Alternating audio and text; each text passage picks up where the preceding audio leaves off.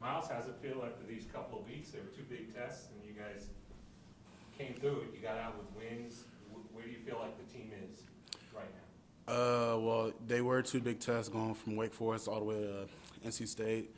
Two great opponents, and honestly, the way our defensively going against Wake Forest wasn't our best game. So honestly, I'm proud of the way that we responded going into last week against NC State.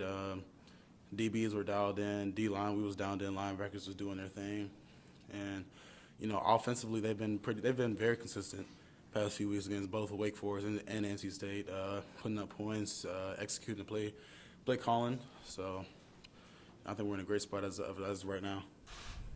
I think Coach Goodwin was saying, the teams are getting the ball out fast. It's hard to get a pass rush if the quarterback only has it for 2 seconds. But you guys were able to get after Larry a little more. I mean, why do you think you were so much more successful bringing pressure this time? Coach Easton and Coach Hall did approaches with that, saying like the quarterbacks would catch it, throw it, quick RPOs and stuff like that. But they always say, although that may be the case 90% of the time, just make sure regardless you're still pass rushing, just in case that one or two times where that first read isn't there and he has to go to that second read, you were still pass rushing and you're probably going to get the sack or pressure or whatever, strip sack, whatever. So our main thing is if you see a pass set, just continue to pass rush the passes. Don't let that 2 seconds get into your head and just tell yourself, oh, I'm not going to get there.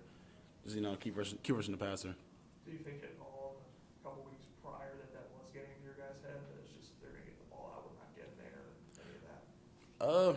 Not necessarily in that way. It was more so a game plan thing. Like if it's a team like NC State where they throw a lot of screens, like know that they throw screens and know that the guards are going to set and release quick. Same, really, I honestly caught on with Furman because Furman, they did throw a lot of screens and did kind of catch us off guard a little bit because didn't see a lot of screens on film, but they threw it against us and worked too many times in my opinion. So we dialed in on that, and I think we've done a lot better with that.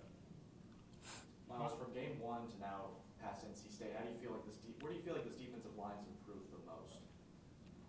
Oh man, honestly, we had a lot of chemistry going into the season, and now playing different opponents and watching film and seeing how we work well with each other when it's literally just a straight on rush.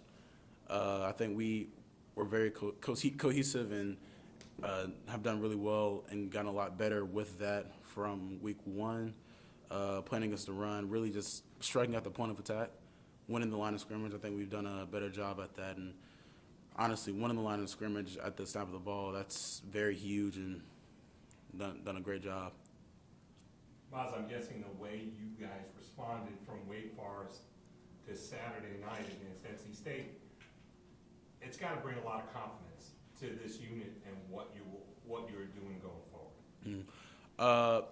For sure, honestly, and I know from last week, defense didn't have the best of game, and I talked about it with someone, and I think it's kind of a good and bad thing. Kind of the defense kind of needed a game like that to know what it feels like to, I guess, not have the best game, and know what you need to do to prevent that from happening, and having that short-term memory of just forgetting it and going on to the next play, and then when that game's over, remembering the bad and growing upon that to bring it into next week. And Sweeney says it a lot. You can't bring the bad stuff into. You can't carry over the bad stuff into next week. You just gotta learn from it and grow upon it. And you can't bring the good from last week into this week. So you just gotta keep on pushing, growing, watching film, and just going day by day. Myles, looking ahead at the schedule, there's 2 back-to-back games on the road. Does the preparation change? Can you walk us through kind of what it's like knowing you have to use extra days to travel? Honestly, maybe the preparation schedule may change, but honestly, the intensity is always the same, whoever the opponent is. Because Sweeney says it a lot. We're playing Clemson every Saturday, so we're playing ourselves. How do you grade yourself on tape? And so far as like hoping the opponent doesn't play as good, so you do have success, like regardless of how the opponent plays, how did you do? How was your success? How was your effort? How was your intensity and stuff like that? So yeah, the intensity is going to stay the same. We're going to go going into Mental Monday in a few hours, so I'm sure the coaches are in the staff rooms right now, game planning. So yeah, intensity is going to stay the same. Do you know much about Boston College's offense yet? Watch a little bit of film on them, and good, very, very run heavy. Good bit of misdirection. Very accurate quarterback. Hit his spots anywhere, honestly. Short to mid range throws. Throw it over the top every once in a while, but honestly, just started watching film on them. Going to keep watching film on them, and I'll know more about them. Thanks. Going back to Furman, I think that was a week where Coach Sweeney said there was some loafing on the field. He didn't. I think he brought up specific, I think her name specifically, maybe just as an example. But do you hear that, and does that make you want to respond in any way? I mean, when you hear that it wasn't always effort wise what you wanted. I hear the message and I hear his intent. His intent is really just to see how I'm going to respond to that. It is calling me out. So I mean, I really just gotta respond and have my film speak for itself. Honestly. You talk about grading yourself. I mean, how do you feel like you would grade the first 4 games of the season as opposed to this 5th one? Honestly, not well. I guess personally, not too well. But I've always been a hard grader, even for some of my best games or some people that would think were my best games. I've probably graded myself as so many things could have been so much better, and that's with any game with anybody. Something can always be improved, but I'm always my hardest critic. So I guess going from the first 4 games, they were, I guess, okay. This past game, better. Still a lot of things that I could have improved on. Some pass rushes I could have improved on. Run plays, playing the run. Always something to improve on. What are some things you thought you did well in this game that you want to build upon in the coming weeks? Having a good pass rush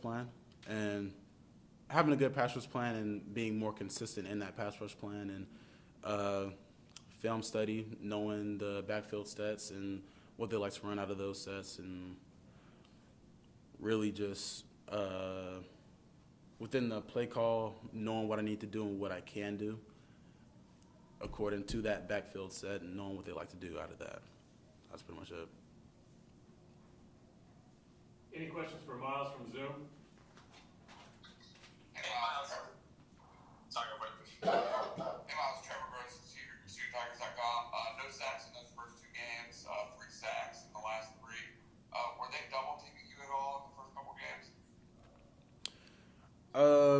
Well, yeah, that's double team, slot protection, running back, tight end chest. That's gonna come with every game, honestly, and that really comes with game planning and watching film, and I guess knowing how the offensive coordinator is gonna think. And I've never been the one to want to use excuses, so honestly, those things are just things that I can improve on, things I can conquer. I played against double teams before, and I've beaten double teams all the time. So honestly, just things that's been on me, honestly. Do you think that your defensive line is harder to do that against than most, just because you have so many guys that can rush the passer so well? Yeah, I do believe that. Whether whoever's double team, whether it's me, Brian, KJ, XT, Tyler, Root, whoever, if one person double team, someone else has a one-on-one, and my expectations for me and anyone else on the line is if you have a one-on-one, you got to win it, because I see the one-on-one pass rushes every day against our O-line, and honestly, to put in short words, it looks fantastic in my opinion. So that's just my expectation. If you have a one-on-one, you got to win. Thanks, Myles. Hey, Myles, it's Mitchell Summers with Fox Carolina. It's you and Syracuse, the only unbeaten in the conference left on your side of the conference.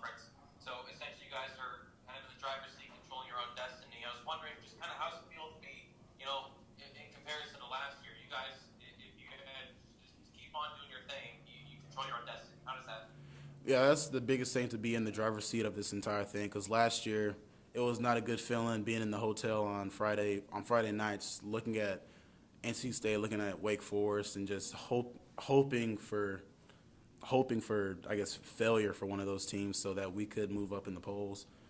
And that's really just not a good feeling. Not something that I would ever like to do ever again, personally. So it does feel good to be in the driver's seat, and honestly, we just have to fall in love with the work to stay in the driver's seat. And that starts with mental Mondays, going to Tuesday, Wednesday, Thursday, and Friday practices, and just let the work show on Saturday. And one other thing, I think every game this year, there's probably been one of you guys in the defensive line that's been out. You know, are you looking forward to a time period where it's going to be you, X, Brian, everyone, and Tyler all at full health? And just how scary will that be whenever everyone's ready to go and cook it? It'll be scary because that'll be. We're going to be hitting on all facets of the D-line if everyone comes back healthy. But I guess that's the beauty of our D-line. If someone does go down, we have another man that's ready to go in, and it's no drop-off at all, because we had a few guys down this past game, and in the film on a few of those sacks, we literally just rushing 3, and we're getting back there in about 2.5 seconds. So that's just the beauty of our D-line. So we have depth, whether it's at DN or D tackle. If someone goes down, we can put someone in.